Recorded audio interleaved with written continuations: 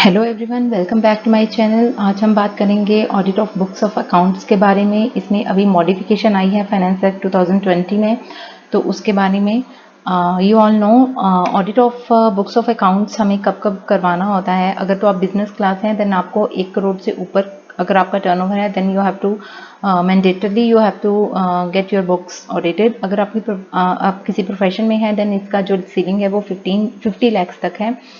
या दूसरा, जो लोग प्रिजम्पटिव टैक्सेशन में ऑप्ट करते हैं एंड दे से presumptive taxation under section 44 AD, ADA, ADE, AE and BB। For presumptive taxation वो है जिसमें कि गवर्नमेंट ने आपको अगर हम 44 AD की बात करें कि अगर तो आपका टर्नओवर 2 करोड़ तक है then as per guideline you have no requirement to get your books audited, but and your 8% of your turnover will be treated as your profit straightforward.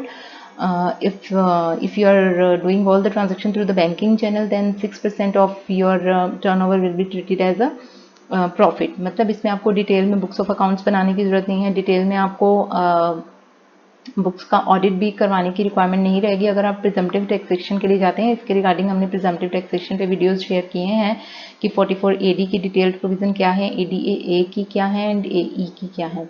तो सिमिलरली अगर आप कहते हैं कि नहीं आपका प्रॉफिट 8% नहीं है, योर एक्चुअल प्रॉफिट इज 3 और 4%, देन उस केस में आपको ऑडिट के लिए जाना होगा and you have to get your books audited. दूसरा, जिन लोगों ने पहले प्रिजम्पटिव टैक्सेशन ऑप्ट किया था but now their turnover is exceeding the limit specified in the presumptive taxation like 2 crores in case of the business, 44 AD में एक ceiling है कि वहाँ तक आपको बुक्स ऑफ ऑडिट का करवाने की ज़रूरत नहीं है, बट उससे ऊपर अगर आपका टर्नओवर ज़्यादा है then you have to go for the audit of books of accounts. तो ऑडिट रिपोर्ट जो है वो 30 सितंबर ऑफ असेसमेंट ईयर को आपको फाइल करनी होती है। अगर आप ऑडिट अपनी बुक्स का नहीं कराते हैं, जो हमने ऊपर केसेस बताए हैं, उस केस में आपका जो पेनल्टी है दैट मे बी 1,50,000 और 1.5% of your turnover whichever is less, मतलब मैक्सिमम आपका पेनल्टी 1.5 लाख तक का आपको पेनल्टी देना पड़ सकता है।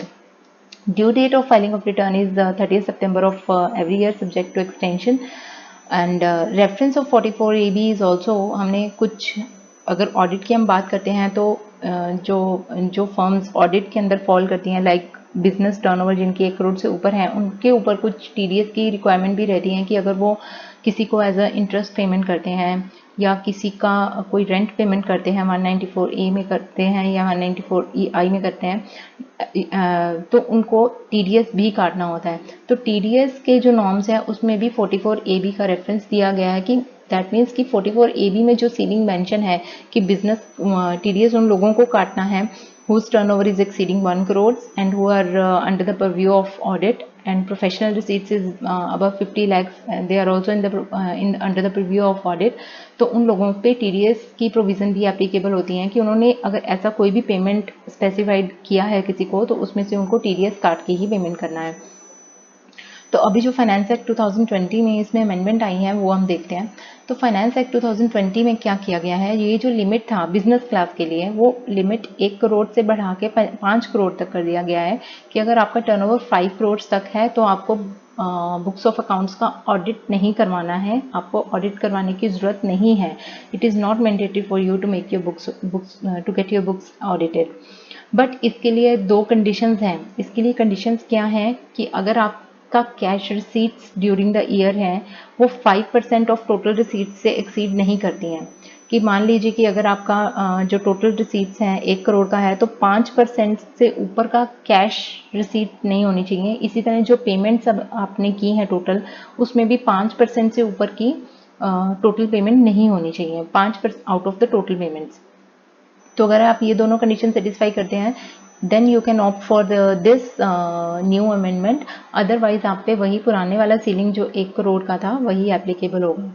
जो ये threshold limit for the professionals है 50 lakhs ऑफ रिसीट्स, उनके लिए इसमें कोई चेंज नहीं किया गया है। Due date of filing of audit report जो है वो 30 सितंबर पहले भी थी अब भी है, बट पहले क्या था रिटर्न के ऑडिट रिपोर्ट के साथ ही आपका जो due date of filing of return रहता था वो भी 30 सितंबर रहता था।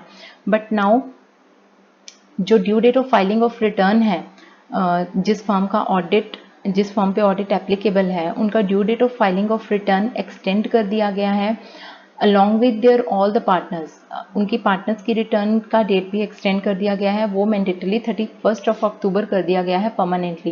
पहले क्या होता था, ये एक्सटेंशन बाय टाइम आते थे कि नहीं, एट द एंड मोमेंट आते थे, बट नाउ इसमें एक क्लियर किया गया है कि ऑडिट रिपोर्ट आपको 1 महीना पहले ही सबमिट करनी है। लाइक जो ऑडिट रिपोर्ट है उसका ड्यू डेट 30 सितंबर है, देन जो रिटर्न फाइल करनी है उसको आप उसका जो ड्यू डेट है वो 31 अक्टूबर कर दिया गया है।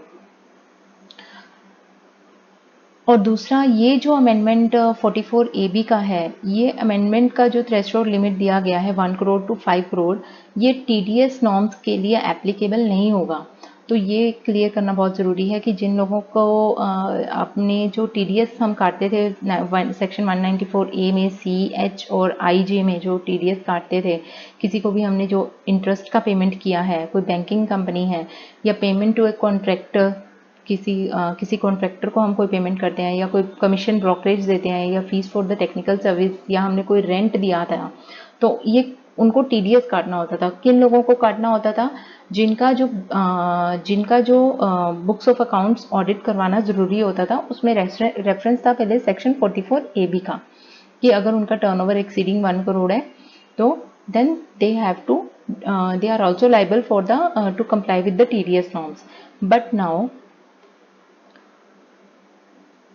क्योंकि 44AB तो अमेंड कर दिया गया है, उसमें तो एक नया प्रोविज़न ला दिया गया है कि आपका जो सीलिंग है 1 करोड़ टू 5 करोड़ कर दिया गया है, बट TDS पर्पज़ से उसको नहीं किया गया है। इसलिए उन्होंने ये जो सेक्शन है 194A, CH, IJ, इनमें से उन्होंने 44AB का रेफरेंस निकाल लिया है और वहाँ पे उन्होंने क्लियर कट वर्डिंग मेंशन कर दिया है कि जो फर्म्स हैं जिनका टर्नओवर 1 करोड़ एंड अबव है in case of business and 50 lakh से ज़्यादा है इन केस ऑफ प्रोफेशन, उनको TDS काटना है। जैसे कि वो पहले ही डिडक्ट करते थे TDS किसी को पेमेंट करने से पहले, उनको वैसे ही TDS डिडक्ट करना है।